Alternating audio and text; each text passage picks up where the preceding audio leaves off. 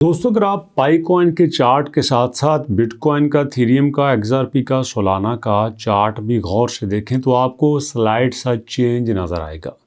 पहले मैं आपको चेंज दिखाता हूं और उसके बाद मैं थोड़ी सी पुरानी हिस्ट्री आपके साथ शेयर करता हूं कि माजी में पाई, बिटकॉइन, इथेरियम, एक्सआरपी, बीएनबी और सोलाना का क्या पैटर्न था और अब क्या पैटर्न हो रहा है, फ्यूचर में क्या चेंज आने वाला है। ये सारी चीज़ें एक एक करके आपके साथ शेयर करूंगा। अभी देखिए 24 घंटे में पाईकॉइन हमारे पास 0.188 पे था और अभी 0.187 पे है। इसी के साथ हम आ जाते हैं बिटकॉइन पे। लेकिन बिटकॉइन में आपको बहुत बड़ा चेंज दिखाई देगा। बिटकॉइन 71,000 पे था और अभी 69,000 पे है। मतलब एकदम से डाउन ग्राफ आपको जाता हुआ दिखाई देगा। चलिए बीएनबी के पास आते हैं। बीएनबी का चार्ट भी बिल्कुल बिटकॉइन की तरह ही है, इसको ज़्यादा एक्सप्लेन करने की ज़रूरत नहीं है। एक्सआरपी का भी आपको वैसे ही दिखाई देगा। 1.42 से स्टार्ट होता है 24 घंटे में और 1.37 पे आपको नज़र आएगा। इसके बाद बारी आती है दोस्तों इथेरियम की। इथेरियम 2100 पे था, बल्कि 2200 के करीब था। $2,186,000 पे था, जो कि एकदम से $2,075 पे आ गया। और यहाँ पे ये बताने की जरूरत नहीं है बाकी काइन के साथ क्या होता होगा, ये तो अभी तक की रिपोर्ट है। अब इसी के साथ एक स्टेप आगे आते हैं तो हमें वीक का चार्ट नजर आएगा। वीक के चार्ट में देखें, हमारे पास जो आपका इथेरियम था ये 2177 पे था। काफ़ी ज़्यादा डाउन जाने के बाद एक बार फिर इसने अप गया और फिर नीचे से आ गया है। वीक में ओवरऑल 4% डाउन गया है। एक्सआरपी का देख लें, ये भी वीक में अपने आप को स्टेबल नहीं रख सका, बल्कि 6% डाउन गया है। यकीनन बीएनबी भी कुछ ऐसा होगा। बीएनबी भी तकरीबन एक हफ्ते में 2% डाउन गया है। और आखिर में बारी आती है आपके बिटकॉइन की। बिटकॉइन की जो एक हफ्ते की परफॉर्मेंस है वो तकरीबन हमें स्टेबल नज़र आती है। लेकिन सबसे बड़ी बात यह है कि एक हफ्ते में आपके पाईकॉइन ने क्या किया।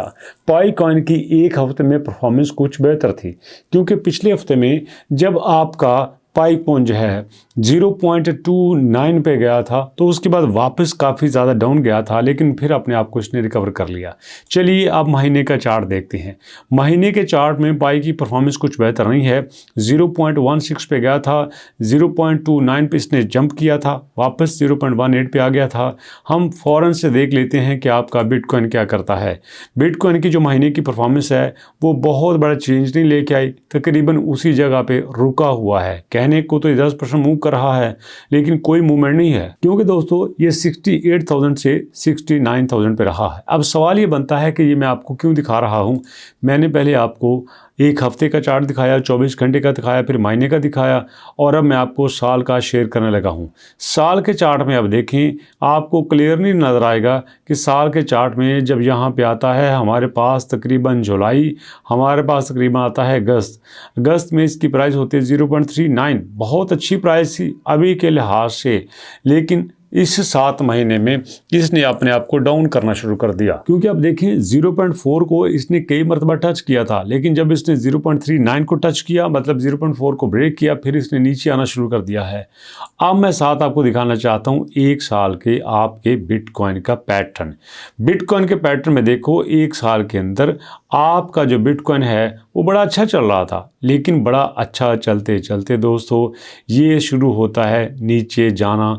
और उसके बाद जब ये टच कर लेता है तकरीबन 1,20,000 को, 1,24,000 को, फिर ये वापस नहीं आता। जैसे ही दोस्तों इसने 1,22,000, 1,24,000 को टच किया, उसके बाद इसने अपने आप को स्टेबल नहीं रखा और ये वापस आ गया। अब ये सारा खुलासा मैंने आपके साथ क्यों किया है? इसलिए किया है कि ये जो 6-7 महीने की मूवमेंट है, ये सारी मूवमेंट आपको दिखाएगी कि माजी में पाई ने बड़ी मर्तबा बड़ा स्ट्रांगली मैचअप किया है, पैचअप किया है अपने बिटकॉइन के साथ। लेकिन अभी तकरीबन ऑपोजिट आपको नज़र आएगा। जिस तरह पाईकॉइन ये क्लेम करता है कि मैं नॉन कन्फर्मिस्ट हूँ, मैं उल्टा चलूँगा, और अब मौजूदा सूरत हाल में पाई को ना बिटकॉइन को उल्टा चलने से फ़र्क पड़ता है और ना बिटकॉइन के नीचे ऊपर जाने से फ़र्क पड़ता है। यहाँ पे पाईकॉइन अपनी डायरेक्शन सेट कर चुका है। तो ये बात क्लियर हो गई कि अब चूँकि बैकएंड पे जो आपका पाईकॉइन था उसका ऊपर नीचे जाने से पाई को कोई फ़र्क नहीं पड़ता। माजी में तो पाई काफ़ी ज़्यादा सहारा लेता रहा है बिटकॉइन का। अब दोस्तों ये अपनी आज़ाद परवाज़ को शुरू कर सकता है। जो मैंने आपसे स्टार्ट में कहा, जो आपने थंबनेल पे देखा कि जनाब अब पाई जो है वो आज़ाद होने वाला है, पाई का बहुत बड़ा मूव शुरू होने वाला है और इस मूव के बाद हमें ये लगता है कि अब पाई जो है वो मून की तरफ स्टार्ट कर देगा। लेकिन इसके साथ हम थोड़ी सी रेजिस्टेंस भी देख लेते हैं। मौजूदा सिनेरियो में हम देखते हैं कि यहाँ पे कोई बड़ी मूवमेंट आई है, वही हुआ दोस्तों जिसका मुझे डर था। पाई ने 50 मिलियन पाई कॉइन यहाँ पे अपने अकाउंट में ट्रांसफ़र कर लिए हैं। ये अक्सर मैं आपसे कहता हूँ कि देखना, जब भी पाई की सप्लाई में फ़र्क पड़ेगा पाई अपनी मूवमेंट करेगा। अब देखो पाई की सप्लाई 9.87 बिलियन हो चुकी है। एग्जैक्ट मैं आपको तजर्बे से बताता हूँ कि यहाँ पे अगर हम 130 बिलियन को सेट कर लें तो देखें सिचुएशन क्या होगी।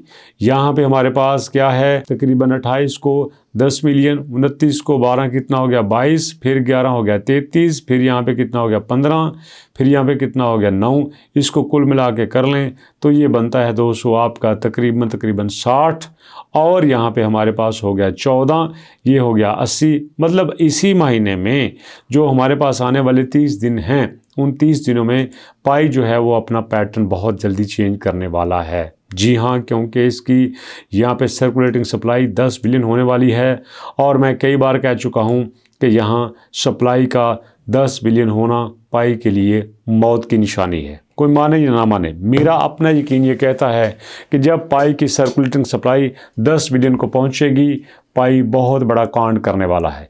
यहाँ पे पाई की जो मूवमेंट है, पाई को बना भी सकती है, पाई को गंवा भी सकती है, पाई को यहाँ से ऊपर भी ले जा सकती है, पाई को नीचे भी ले जा सकती है।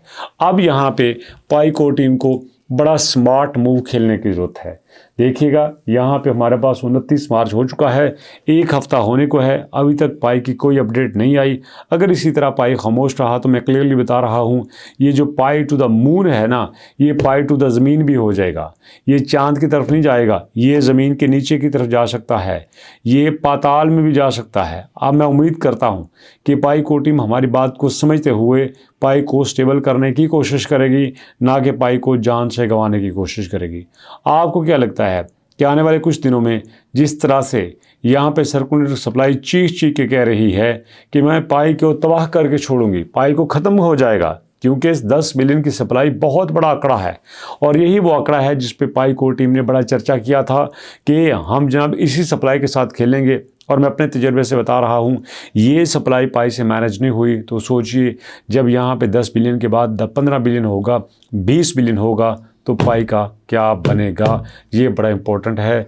यहाँ पे सर्कुलर सप्लाई का ओपन होते जाना, पाई के पास यूटिलाइजेशन की कमी होते जाना, सारी चीज़ें खुल खुला के ये कह रही हैं कि पाई मौत का शिकार हो सकता है। अगर पाई कॉइन ने यहाँ सर्कुलेटर सप्लाई को मैनेज नहीं किया तो भैया मौत हो सकती है, अगर मैनेज कर लिया तो पाई को मून पे जाने से कोई नहीं रोक सकता।